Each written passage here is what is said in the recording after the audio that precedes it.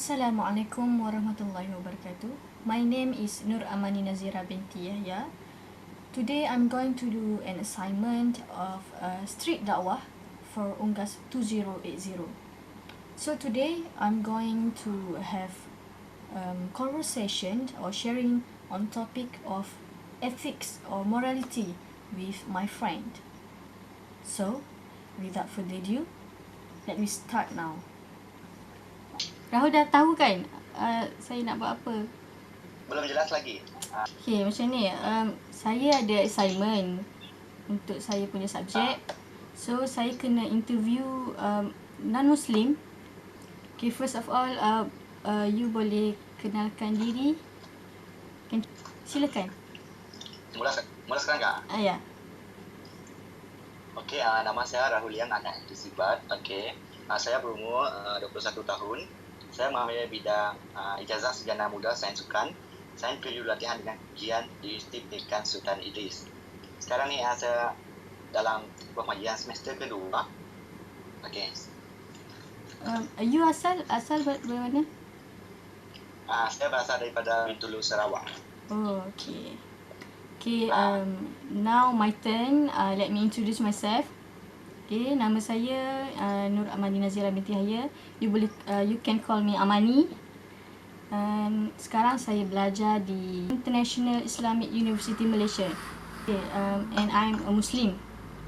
So, let's start our conversation about morality. Can I ask you one simple question? Yes, okay. Okay, based on your religion, agama you, okay, let me confirm, you are Christian or? Okay, based on your agama, boleh tak saya tahu apa pandangan awak, apa yang awak faham tentang morality ataupun moral value yang awak faham daripada agama awak? You can share apa saja yang macam apa yang boleh, apa yang tak boleh. Silakan. Boleh saya mula? Ya, boleh. Okay, berdasarkan agama saya juga, dia kurang lebih dengan agama Islam, macam tu lah.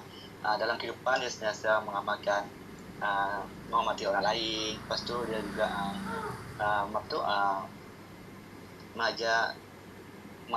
mengajar umat dia untuk sentiasa menghormati orang lain dan tidak boleh wujudkan rasa dengki dengan orang lain.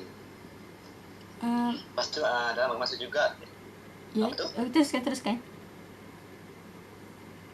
Dalam agama saya juga dia menitik beratkan dia menitik beratkan tidak boleh melakukan ibadah setiap hujung minggu itu pada hari Ahad. Dan kemudian orang akan pergi ke gereja untuk melayani Tuhan. Macam itulah. Lepas tu untuk minuman keras juga kami tidak digalakkan kerana itu membahayakan kesihatan. Walaupun ada orang yang ambil minuman keras tu kan, sebenarnya itu adalah dilarang sebab itu benda yang membahayakan kesihatan kita. I'm sure Rahul mesti ada kawan Muslim kan, contohnya macam Afiq. Ya. So dalam you berkawan dengan Muslim, apa yang you nampak ataupun apa yang you moral value yang you boleh nampak bila you berkawan dengan mereka? Apabila dengan yang kawan yang Muslim ni kan sama je dengan kami orang lah. Kami yang bukan Muslim tu mereka juga baik hati. Lepas tu mereka tidak rasis lah, mereka menerima agama kami dengan sadanya. Macam saya menerima agama mereka dengan sadanya dan kami saling menghormati antara satu sama lain terhadap agama masing-masing dan pun juga faham perasaan mereka dan kami akan menghormati apa yang mereka tidak boleh buat dalam kehidupan harian contoh lah. Saya selalu bangunkan kawan untuk solat pagi, mengingatkan mereka walaupun saya bukan Muslim kan. Thank you very much for that sharing. Sekarang izinkan saya pula untuk saya share pasal morality from Islamic perspective. Okay. Kita mulakan dengan something yang simple. Saya nak explain you pasal akhlak. Okay, saya tak sure you pernah dengar ke tak akhlak? You pernah dengar? Benar, benar. Okey.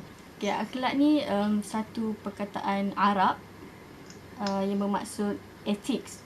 So dalam bahasa Melayu, ethics is etika.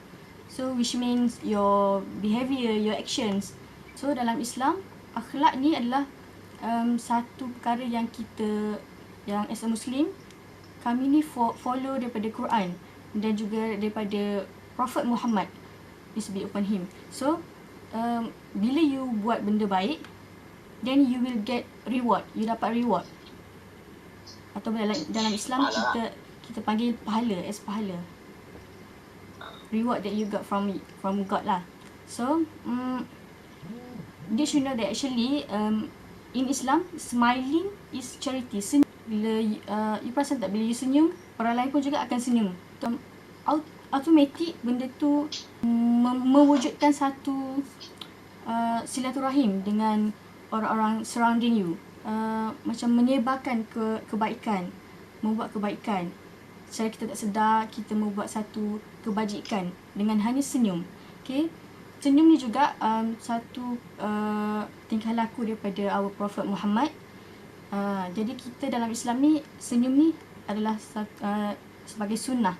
Sunnah means your sesuatu yang dibuat oleh Prophet Muhammad, sama ada dari segi perkataan atau perbuatan, tingkah laku dan sebagainya. So according to Muslim belief, Prophet Muhammad ni was the best example for Muslimah to follow. So daripada karakter Muhammad ni lah kita digalakkan untuk sentiasa senyum. Okay, sebab Muhammad always have a smile on his face. So Prophet Muhammad said senyum kepada your brother is one of the charity. So kita tak boleh nak pandang rendah pada perbuatan baik yang dibuat, walaupun sekadar sekecil-kecil perbuatan. Macam you senyum, you rasa macam tak ada apa-apa kan, sekadar senyum saja. Tapi walaupun you hanya tegur your friends atau siapa saja dengan sekadar you senyum, you sapa kawan-kawan you sapa Afiq, senyum je, tapi sebenarnya itu adalah satu perkara yang sangat-sangat baik. Dalam ramai fikir charity ni hanya boleh dibuat oleh mereka atau individu yang kaya, yang banyak harta benda, yang banyak duit. So sebenarnya charity in Islam tak semestinya kita kena tunggu kita ada duit, kita kena kaya, kita kena banyak duit, banyak harta benda, barulah kita boleh buat charity. Sebenarnya tak. Senyum tu adalah satu charity. So walaupun senyum ni tak perlu kita keluarkan banyak duit, tapi senyum ni you perlu miliki hati yang baik, hati yang baik, karakter yang baik untuk you senyum. So walaupun you tak perlu keluarkan berjuta-juta ringgit, tapi sebenarnya bila you senyum tu, you menggambarkan yang you mempunyai satu perbuatan yang menarik, you mempunyai hati yang baik. So dalam masa sama, you sebenarnya menceriakan orang-orang sekeliling you, you menceriakan hari-hari kawan-kawan you. Okay, next I want to explain about respecting your parents. Islam sangat-sangat penting menghormati ibu bapa. Okay, we should be better, be the best to our parents. Okay, in Islam, walaupun kita cakap okay, bila your mom okay Rahul, okay makanan dah siap, so boleh turun makan. Lepas tu you macam cakap alah, ataupun satu perkataan je you cakap macam alah, itu consider as a sin. Bila melibatkan your parents, you memang kena bercakap dengan sangat-sangat penuh hormat, dengan beradab, dengan sopan santun. Okay, contohnya macam bila you bekerja, you buat baik dengan your boss kan. Sebab kalau you buat hal dengan your boss, mesti gaji akan turun ataupun you kena pecat dan sebagainya. Kalau you as a student, you mesti buat baik dengan your lecturer. Okay, sebab you takut mungkin ada subjek yang you akan fail dan sebagainya. Okay, kalau dengan kawan pula, you buat baik dengan kawan you sebab you takut you tak nak kehilangan mereka dan sebagainya. So in Islam, walaupun you bercakap telefon dengan kawan you, tapi bila mak you panggil, okay, your mom calls you, you memang kena berhenti bercakap phone dengan kawan you, then you kena utamakan your mom. Itulah, tak ada tapi, tak ada apa-apa alasan apabila melibatkan your parents. So, and bila mereka dah tua, ini sangat penting sebab pada masa itu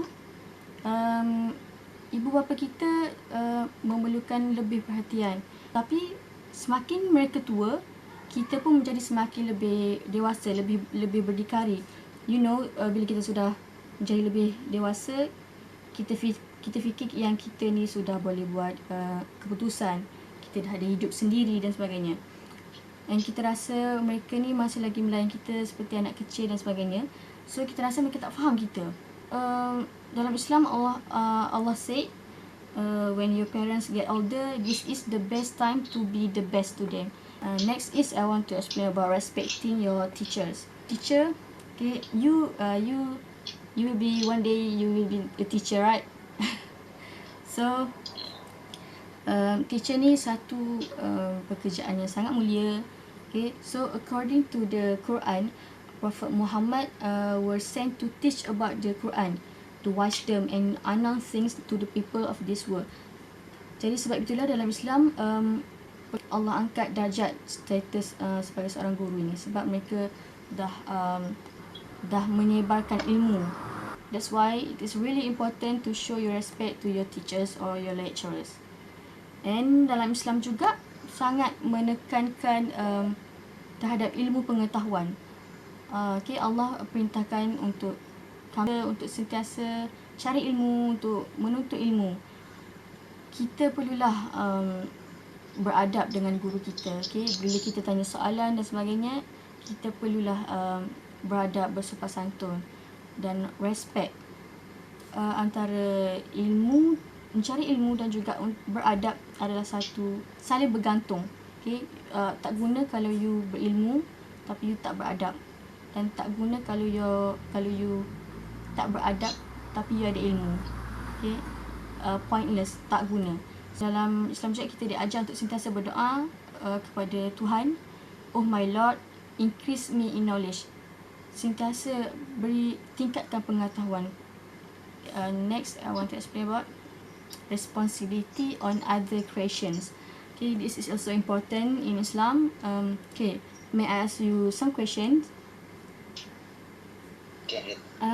Have you ever had any pet? Kucing ke apa ke? Pernah tak? Harimau. For now, saya tak ada pelihara lah. Sebab kan kita tinggal dekat bandar sekarang, so kami tak ada pelihara untuk hewan peliharaan. Okay. Kucing kami tak ada pelihara. Okay. Allah created the dogs, the pigs, the monkeys, and also Allah created the mountains, the seas, the oceans. Banyak benda yang Allah cipta, termasuklah snakes, lion. Okay, Allah created all these creatures sebab walaupun daripada mereka ni ada those that are harmful to us, kita takut dengan mereka, macam lion. Okay, lion yang liar. Dan kita diajar life yang kita dapat ni adalah sama Tuhan bagi kita juga life dekat lion tu. So life yang diberi adalah daripada Tuhan yang sama. Whoever gave you life, gave that lion the life. So Allah created all these creatures. Allah say, I want you to understand that I'm the giver of life. I will give life to whomsoever I wish and to whatsoever I want to give life to. I've given life to the animals, even to the plants. So, walaupun saya as a Muslim kan, I'm not allowed to eat pigs, okay, to consume pork. Tapi adakah itu give me the right to go around harming the pigs, throwing stone at them, shooting them and just getting happy and laughing? Not at all. Okay, every animal that you are kind to, you will earn a reward. First kali saya cakap tentang smiling. Smiling is charity. And second, saya cakap tentang Parents. smiling, parents and teachers.